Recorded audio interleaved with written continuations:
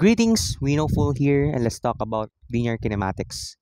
So, linear kinematics is the study of the description of the object's movement or object's motion along in a straight line. So, specifically, we're going to observe the object's motion along the x-axis. We are only concerned about the object's movement along the x-axis, and we're going to exclude the dynamics of it. So this includes the variables such as forces, because yung mga reason kung bakit nagkakaroon ng movement yung isang object, and we're only concerned about the variables such as x, the object's position, the object's velocity, acceleration, and with some defined time. So let's talk about the graph. So let's consider an object that is traveling along a straight line. And let's say we have a car here. So we have an object here that is moving along the x-axis. And in this case, this is moving along the positive x-axis. So let's say, for example, we have a defined point here. And let's say meron kang position na x sub 0. And sometimes we call this x sub naught or x initial. So, ito yung pinaka-position niya initially. And let's say, syempre, meron kang defined variable time here. And let's denote this as t sub naught initial. And let's say, nag-arrive siya at some position, and let's denote this as sub f or x final. And meron kang defined na t final. Right? So if we're going to describe the object's motion at some graph, let's say we have a graph here, meron function na x, and we have time here, variable. Let's say we describe the object's motion in this graph. Ibig sabihin, as you increase time, hanggang tumatagal, nag-i-increase yung position ng isang object. Ayun yung ibig sabihin ayun yung pinaka-demonstration ng graph na to. So, let's define some variables. Alam natin meron kang time not dito. And this corresponds to some x not. And meron kang t final dito, which is nag-arrive siya sa some final point. And this is x sub f. See? So, let's define the object's average velocity. So, average velocity is the object velocity from t sub 0 to t sub f. So we denote this as VAV along the x-axis. And let's first think about the unit of the velocity. Ano bang unit ng velocity? Alam natin, ang unit ng velocity is meters per second. That is as a unit ng velocity. So if we're going to think about this, alam natin na ang x is measured by meters and yung time is measured by second. Velocity is x over time. And we are concerned about the average velocity. So in this case, since ang sinabi ko nga kanina is ayun yung velocity niya from t0 to t sub f. So we have a point here and we also have a point here. So we define the average velocity as the change x over change in time. That is the difference of the x. That is x sub f minus x sub 0 over t sub f minus t sub 0. That is how we define average velocity of some of these objects in particular. But let's imagine this graphically. So how we are going to define this graphically? So let's imagine a line here, right? And from our algebra, this is a secant line, right? Kasi nag-interact siya with 2 points sa graph. Let's define this as a secant line. And a secant line has a slope. From our algebra, slope is equals to rise over run. Diba? And mathematically, in general, define natin to as y or change in y over change in x.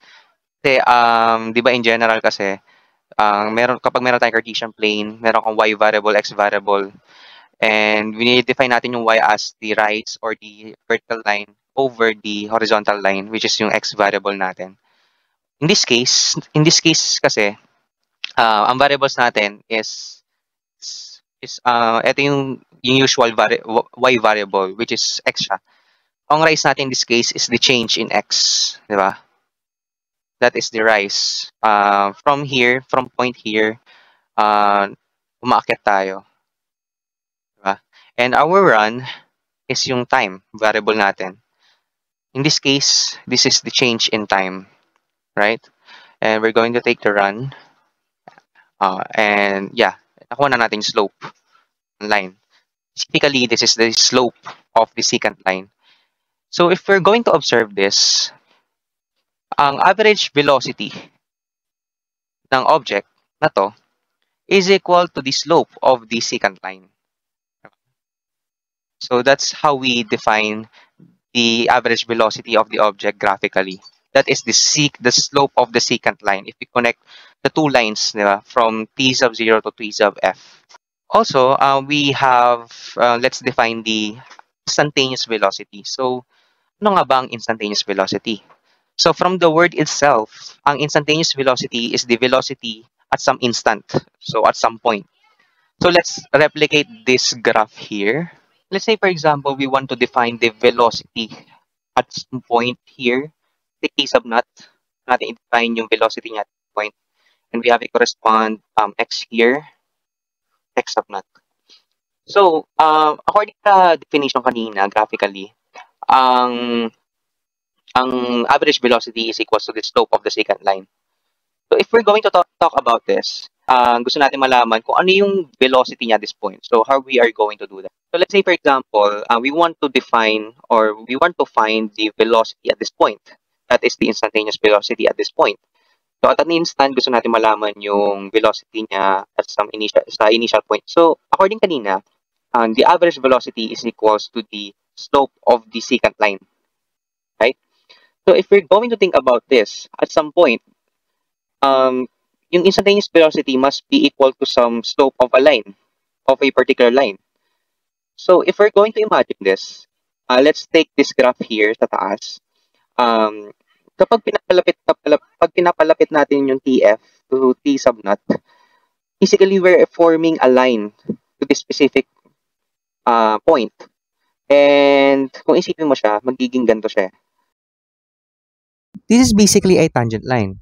So kung babalikan natin yung concept ng tangent line sa mga past math lectures natin, ang tinuro sa atin is yung tangent line is a line that intersects only one point sa circle, di ba? But in calculus sense, there is a different definition of a tangent line kasi there are different graphs na that you are able to obtain the tangent line at a particular point, but it can intersects another one point. So in calculus sense, ang definition ng tangent line is the limit of the secant lines, that is the change in x over change in time as change in time approaches 0. So kung papansinin natin bakit the change in time approaches to 0. So papansin natin yung graph. Change in time is basically the distance of the t0 to tf. So if we are going to take the change in time to approach to 0, we're basically taking the tf approaches to t0. So that is we're taking the distance of between these variables approaches to 0, but not exactly 0. They're just approaching 0. Okay.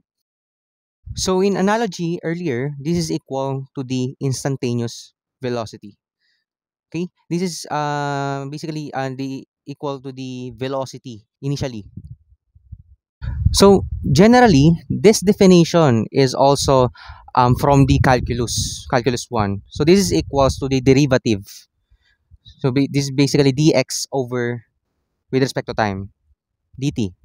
So this is basically the derivative of the x sub naught with respect to t sub naught.